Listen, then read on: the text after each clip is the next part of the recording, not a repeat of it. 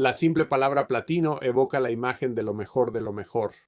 En la industria musical, un álbum de platino ha alcanzado 1 millón de ventas, el doble que un simple álbum de oro. Las tarjetas de crédito platino ofrecen los mejores beneficios. De hecho, la membresía platino en cualquier cosa siempre representa el nivel más alto.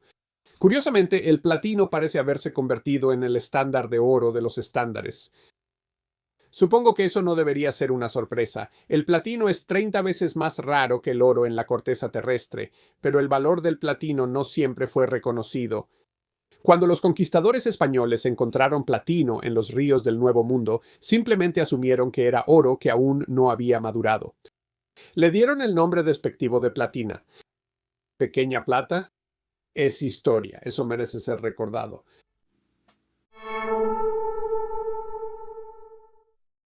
El platino no solo es raro porque es poco común en la corteza terrestre, es muy difícil de alcanzar. El platino es uno de los elementos naturales más densos que existen. La alta densidad significa que es significativamente más pesado y más compacto que metales comunes como el hierro o el cobre, y más denso que metales preciosos comunes, incluso que el oro y la plata. Un cubo de platino de aproximadamente 15 centímetros de lado pesa alrededor de 75 kilos, y eso significa que este elemento, que ya es raro, en su mayoría se hundió hacia el núcleo de la Tierra cuando el planeta se estaba formando, haciendo que la porción que se puede extraer sea extremadamente rara. De hecho, los expertos suponen que la mayor parte del platino que se puede extraer llegó a la Tierra después de su formación, a través de impactos de meteoritos. Solo se han extraído aproximadamente 10.000 toneladas de platino en toda la historia de la humanidad. En conjunto, eso produciría un cubo de solo unos 7 metros de lado, un poco más de 340 metros cúbicos, aproximadamente el tamaño de una sala de estar grande. El platino también es muy difícil de manipular. Tiene un punto de fusión muy alto, 3.214 grados Fahrenheit. La densidad, dureza y el punto de fusión extremadamente alto hacen que sea excepcionalmente difícil para los joyeros trabajar con él. Por eso, en general, el platino no aparece en los registros antiguos. Aunque algunos estudiosos han sugerido que el metal griego llamado electro podría haberse referido al platino, se ha determinado que ese metal es una aleación de oro y plata. Otra sugerencia es que una mención de Plinio el Viejo sobre una sustancia blanca y pesada encontrada en las arenas de Portugal y Galicia podría haberse referido al platino, pero la mayoría de los estudiosos están de acuerdo en que probablemente se refería al estaño. De hecho, no hay ninguna indicación real de que los antiguos griegos o romanos estuvieran al tanto de este elemento, tanto porque no suele encontrarse de forma natural en la cuenca del Mediterráneo, como porque carecían de la tecnología de hornos para fundirlo. Tampoco hay ninguna señal de que fuera reconocido en China o en el lejano Oriente. Sin embargo, sí hubo cierto uso del platino en el mundo antiguo, al menos un puñado de objetos del antiguo Egipto, producidos desde el año 1200 a.C., contenían platino. Alison Whitty señala en la página web Fulepedia que un análisis realizado en 1901 por el químico francés Marcelin Berthoud descubrió que uno de los metales de color plateado usados para decorar un objeto del siglo VII a.C. llamado el cofre de Tebas, asociado con la princesa Chenepupet, fue hecho de platino mezclado con pequeñas cantidades de oro e iridio. Sin embargo, Whitty explica que Berthoud creía que el uso de platino por parte de los egipcios no era intencional, sino accidental, ya que el platino era un componente natural de los minerales importados de Nubia. Jack M. Ogden señaló en una edición de 1971 del Journal of Egyptian Archaeology que el platino y los metales relacionados se asocian bastante comúnmente con el oro en los depósitos aluviales de todo el mundo. Generalmente se asume que los antiguos egipcios no trabajaban conscientemente con platino, sino que era una impureza natural encontrada en el oro que habían importado. Dadas sus características, no sería una sorpresa que los pueblos antiguos generalmente no pudieran separar o manipular deliberadamente el platino, pero eso no ocurre en todos los casos. Hay muchos ejemplos de joyería de platino de la cultura latolita, que prosperó en lo que hoy es la región de Esmeraldas en Ecuador, entre el 600 a.C. y el 200 después de Cristo. Mientras que, como fue el caso en Egipto, la inclusión de pequeñas cantidades de platino en algunos objetos que son principalmente de oro o de aleaciones de oro y cobre podría ser simplemente impurezas. David A. Scott y Warwick Bray, del Instituto de Arqueología de la Universidad de Londres, lo explicaron en una edición de 1980 de la revista Platinum Metals Review, que varios objetos contenían platino en cantidades significativas, y mostraron el trabajo deliberado y cuidadoso empleado al usar aleaciones sinterizadas de oro y platino. Bray concluyó en una edición de 1971 de las actas del Royal Anthropological Institute que hay una gran cantidad de evidencia sobre la exitosa fundición y trabajo del oro y el platino en la cultura latolita. La datación exacta de estos objetos puede ser difícil. Como explican Scott y Bray, las piezas documentadas son muy pocas, y la mayoría de estos ejemplares fueron obtenidos mediante la compra a huacaros, cazadores de tesoros profesionales y saqueadores de tumbas que poseen generaciones de experiencia en encontrar montículos y cementerios antiguos. El proceso exacto por el cual esta cultura prehistórica trabajaba un metal que tiene un punto de fusión de más de 3000 grados también es difícil de determinar, como escriben Scott y Bray. Debido a que aún no se han excavado sitios de talleres, es posible que el equipo metalúrgico como tubos de soplado, crisoles y moldes esté subrepresentado. Aunque se desconoce el proceso exacto utilizado por la gente de la Tolita, casi con toda seguridad las aleaciones se fabricaban mediante sinterización, un proceso de manufactura que transforma materiales en polvo en una pieza sólida y densa, aplicando calor y presión intensos, sin fundir completamente el material. La sinterización había permitido a los antiguos joyeros manipular deliberadamente el platino, sin necesidad de un horno lo suficientemente caliente como para fundir el metal. Experimentos realizados por el ingeniero danés Paul Bergso, publicados en la revista Nature en 1936, sugieren que pequeños granos de platino se mezclaban con un poco de polvo de oro en pequeñas porciones colocadas sobre un trozo de carbón vegetal. Cuando el oro se funde, recubre los granos de platino con oro. Los granos simplemente se sueldan entre sí. Si la pieza se calienta aún más, por ejemplo, con un soplete, sucederá lo siguiente. Una parte del oro fundido impregna el platino y, al mismo tiempo, un poco de este último se disuelve en el oro fundido. Una vez que el oro y el platino están soldados juntos, la mezcla se vuelve lo suficientemente blanda como para martillarla. Bergso explica que, alternando entre forjar y calentar, es posible ir formando gradualmente una mezcla homogénea. El proceso se utilizó, explica Bergso, obviamente con la intención de producir aleaciones blancas. Este es un proceso tedioso e ingenioso, sin duda una muestra del alcance del ingenio humano, pero sí tenía sus límites. Brixton escribe que todos los especímenes encontrados son pequeños, lo cual es natural, ya que no pueden ser más grandes si se pretende exponerlos al máximo grado de calor que se puede producir con un poco de carbón y un soplete. Es interesante que esta cultura precolombina fue la primera en el mundo en trabajar exitosamente el platino. Su capacidad para manipular este metal fue monumental tanto histórica como tecnológicamente, demostrando un dominio de la ciencia y la química que antecedió al redescubrimiento europeo por más de 1500 años. A veces la historia nos da pistas sobre lo que se ha perdido y nos recuerda que se ha olvidado más historia de la que se recuerda. En este caso, la cultura Tumac-Letolita perdió cohesión social y parece haberse dispersado entre los años 350 y 500 después de Cristo, posiblemente como resultado de desastres naturales, ya que estaban ubicados a lo largo de una de las fallas geológicas más activas del mundo. Los descendientes dispersos de la cultura fueron prácticamente eliminados en el siglo XVI tras la llegada de los españoles. Para cuando los españoles llegaron en busca de metales preciosos, la tecnología para sinterizar aleaciones de oro y platino ya se había perdido. Y ahí es donde la historia toma un giro extraño. Los españoles encontraron el metal, pero no reconocieron su valor. La primera mención europea del platino pudo haber sido hecha por el erudito y médico italiano Julio César Schellinger en su obra de 1557, Entrenamiento esotérico, en la que señaló un metal encontrado en Darién, aproximadamente lo que hoy es Panamá, que ningún fuego ni ningún artificio español ha podido aún licuar. Si realmente se estaba refiriendo al platino, y si en verdad era un metal desconocido para Europa, la referencia no parece haber sido reconocida como importante en ese momento. El historiador Peter van der Kruik explica en su Historia de los elementos en línea, llamada Elementomología y Elementos Multidect, que el origen del nombre platino surgió cuando, a finales del siglo XVII, los conquistadores españoles invadieron la región de Chocó, que ahora es Colombia. Comenzaron a trabajar la tierra de los ríos en busca de oro, y para su gran sorpresa, encontraron unas bolitas de aspecto gris junto con el oro. A esas pequeñas bolitas plateadas las llamaron platina, que significa plata pequeña. Diminutivo de plata, que significa plata. Se hicieron conocidas como patina del Pinto, es decir, gránulos de material plateado del río Pinto, un afluente del río San Juan, en la región del Chocó, en Colombia.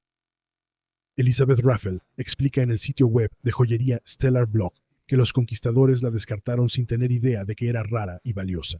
Algunos pensaban que era oro inmaduro, lo devolvían a la mina o lo enterraban para que madurara, creyendo que se volvería amarillo con el tiempo.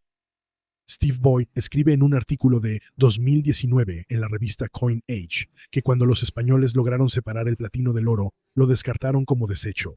Durante principios de 1600, los trabajadores de la Real Casa de Moneda de Santa Fe de Bogotá, en la actual capital colombiana de Bogotá, arrojaron cientos de libras, quizás incluso varias toneladas de platino al río Bogotá, donde permaneció durante varios siglos. El sitio web de joyería White Flash señala que, una vez más, el platino desaparece misteriosamente de la historia. Pero la platina estaba ganando reconocimiento científico. En 1735, el capitán de mar y científico español Antonio de Ulloa encontró platina en minas de oro mientras participaba en una expedición geodésica francesa en Ecuador. En ese momento, él notó que varias de las minas habían sido abandonadas a causa de la platina, una sustancia de tal resistencia que al golpearla sobre un yunque de acero no es fácil de separar, ni es calcinable, por lo que el metal encerrado dentro del cuerpo duro no podía ser extraído sin un trabajo y esfuerzo infinitos. Las minas de oro estaban siendo literalmente abandonadas por los españoles por tener demasiado platino. En 1748 publicó el relato de su expedición, Relatos históricos del viaje a Sudamérica, que contenía las primeras observaciones científicas rigurosas sobre el platino que se publicaron. Se le atribuye ampliamente la introducción del platino a la comunidad científica europea, pero el metal aún no era reconocido como un metal o elemento separado. Este proceso posiblemente comenzó en 1741, cuando un herrero inglés llamado Charles Wood adquirió algo de platina mientras vivía en Jamaica. Hizo algunos experimentos y llegó a la conclusión de que la platina era un metal completamente nuevo. Le pasó las muestras a su cuñado, un médico llamado William Brownrigg, quien hizo algunos experimentos por su cuenta antes de escribirle al científico inglés William Watson en 1750. Me tomo la libertad de adjuntarle un informe sobre un semimetal llamado patina de Pinto, que, hasta donde sé, no ha sido mencionado por ningún escritor sobre minerales. Luego Watson presentó los resultados ante la Royal Society. Al año siguiente, en 1751, el químico sueco Henrik Theophil Schäfer dio la primera descripción científica del metal. Una, que es un metal duro pero maleable, pero de la dureza del hierro maleable. 2, que es un metal precioso de durabilidad como el oro y la plata. 3, que no es ninguno de los 6 metales antiguos, ya que primero es completamente y enteramente un metal precioso, sin contener nada de cobre, estaño, plomo o hierro, porque no permite que se le quite nada. No es plata ni es oro, sino que es un séptimo metal entre los que se conocen hasta ahora en todo el mundo. Schäfer descubrió que, al combinarse con arsénico, el metal podía hacerse maleable a temperaturas más bajas. En este punto, la platina en Europa provenía exclusivamente de España. Podrías pensar que el descubrimiento de Schäfer, de que el metal podía trabajarse al calentarse con arsénico, cambiaría la manera en que la corona española manejaba el metal. Y sí lo hizo, pero no por la razón que podrías esperar. Los metalúrgicos pronto se dieron cuenta de que alear la platina con oro cambiaba muy poco su peso y color, así que empezaron a adulterar la moneda española con platino y a quedarse con el oro desplazado. Sí, el metal que hoy consideramos tan valioso se usaba para adulterar monedas de oro. Para evitar esta falsificación, en 1758, los españoles prohibieron el comercio y la posesión personal de platino, bajo pena de muerte. Para combatir la falsificación, los barcos españoles recibieron la orden por decreto real de arrojar al océano las reservas y el platino confiscado. Como la falsificación continuaba, la corona española comenzó a ofrecer una recompensa. Así lo explica la revista Rock and Gem, dando al metal su primera valoración formal. Y así es el gobierno. La revista Rock and Gem explica que, más tarde, la corona degradó en secreto su propia moneda de oro con platina, usando estas emisiones especiales para saldar deudas extranjeras. A pesar de reconocerlo como un elemento, los europeos aún no podían trabajar fácilmente con el platino debido a su extraordinariamente alto punto de fusión. En 1783, el químico francés Pierre-François Chabanot, trabajando bajo el patrocinio real en España, descubrió un proceso secreto de metalurgia en polvo para refinar el platino y convertirlo en una forma trabajable y maleable. Para celebrarlo, el rey Carlos III de España encargó un enorme cáliz de platino de 2 kilogramos que fue presentado al Papa Pío VI. Larry Gedney del Instituto Geofísico de la Universidad de Alaska Fairbanks lo explica en 1985. Con este logro, España, que aún mantenía el monopolio del suministro mundial de platino en Colombia, de repente vio virtud en el metal previamente despreciado. En 1778, el rey Carlos de España decretó por edicto real que el platino debía ser trabajado exclusivamente para su majestad, y que todos los súbditos que poseyeran muestras debían entregarlas sin pago alguno. También exigió que sus científicos trabajaran en absoluto secreto para evitar que copiaran sus descubrimientos sobre el platino. El avance de Chabanó permitió la creación de hermosos artículos de lujo, cajas de rapé y equipo científico. Este resultado estableció el monopolio español y un período de rápida producción de platino conocido como la Edad de Platino Española. Pero el monopolio no era completo. El platino en bruto se obtenía a través de redes de comercio encubiertas. Cuando el orfebre real francés Marc-Étienne Janetier elaboró varias piezas de platino para Luis XVI en 1783, el rey declaró que el platino era el único metal digno de los reyes. El azucarero de platino de Janetier ahora se encuentra en el Museo Metropolitano de Arte, como ejemplo de la temprana afinidad real por el raro metal. También se desarrolló una mayor comprensión del metal. A principios del siglo XIX, los químicos ingleses William Hyde Wollaston y Smithson Tennant demostraron que la platina no era un solo elemento, como se pensaba anteriormente, sino una aleación natural de varios elementos. Lo que antes se pensaba que era un solo metal, mostró diferentes propiedades dependiendo de la composición de estos elementos similares. Después de aislar e identificar el paladio en 1802 y el rodio, iridio y osmio en 1804, nombraron al metal principal como platino, en honor a la platina. El último componente elemental de la platina, el rutenio, fue descubierto y aislado en 1844. El platino ya desempeñaba un papel en la instrumentación científica, pero un papel en particular fue fundamental. En 1795, tras la Revolución Francesa, Francia creó el sistema métrico de pesos y medidas. Gianniti, quien había huido durante la Revolución, fue llamado de regreso a París para crear el peso estándar del kilogramo, a partir de platino. El platino fue el metal elegido para la tarea, ya que su durabilidad, que antes era la razón por la que se le despreciaba, significaba que no se desgastaría ni alteraría el patrón. Este cilindro original de platino se conserva en la Oficina Internacional de Pesas y Medidas en París. Sin embargo, la Revolución Francesa marcaría el final de la era del platino español. La industria del platino tanto en España como en Francia fue interrumpida por las guerras napoleónicas, especialmente por la invasión de España por parte de Napoleón en 1808. Gagny señala que, como consecuencia, las técnicas que se habían desarrollado con tanto esfuerzo para manipular el platino se perdieron durante muchos años. El Imperio Español comenzó a colapsar y Ecuador obtuvo su independencia en 1822. Para entonces, el suministro de Ecuador estaba prácticamente agotado. Pero en 1824 se encontraron grandes depósitos de platino en los montes Urales de Rusia, y Rusia rápidamente se convirtió en el líder mundial, suministrando el 92% del platino del mundo. Quizás no sea sorprendente, escribe Gagny, que como lo había hecho España antes, Rusia declaró un monopolio estatal, prohibiendo la exportación del metal sin refinar y limitando todo el refinado a la Casa de Moneda de San Petersburgo. Sin embargo, Rusia no logró su propia era del platino. En 1828, Nicolás I ordenó la acuñación de monedas de platino. Cientos de miles de monedas de 3 rublos que contenían 10 gramos de platino puro. Monedas de 6 rublos con 20 gramos y finalmente monedas de 12 rublos con 40 gramos de platino entraron en circulación. Pero las monedas no generaron la riqueza que el zar había esperado. Gagny explica, debió ser una amarga sorpresa para Nicolás que nadie en el mercado mundial quisiera comerciar con sus monedas. Esta situación debe ser uno de los ejemplos clásicos de todos los tiempos de que tener el monopolio de, digamos, blivets, no significa necesariamente que la gente hará fila para llegar a tu puerta. Rusia no aprendió esta lección hasta que usó casi 500,000 de onzas Troy de platino en un intento de convertirlo en un medio de intercambio comparable al oro y la plata. Las monedas fueron retiradas de circulación en 1846, pasarían más de 120 años hasta la década de 1970 antes de que se volvieran a acuñar monedas de platino. Sin embargo, el platino siguió encontrando usos científicos, algunos debido a su dureza y alto punto de fusión, las mismas características que originalmente lo hacían parecer inútil, y otros porque resultó ser un catalizador de oxidación altamente eficiente. Sus usos en instrumentos de laboratorio, y en particular en crisoles utilizados para experimentos a altas temperaturas, hicieron que el valor del platino por onza superara al de la plata por primera vez en la década de 1850. Mejores métodos para fundir y trabajar el metal lo hicieron más viable, aunque todavía era un reto trabajarlo, para la fabricación de joyería. A lo largo del siglo XIX, su durabilidad excepcional, su brillante lustre blanco y su pureza hipoalergénica aumentaron su valor. Boenig escribe que para 1905 la demanda combinada de la joyería y de la industria había elevado el precio del platino por encima del oro. Al superar la barrera del precio del oro, el platino obtuvo aceptación mundial como un metal precioso legítimo. Era usado por la realeza y trabajado por los joyeros más famosos del mundo, Cartier, Tiffany y Fabergé.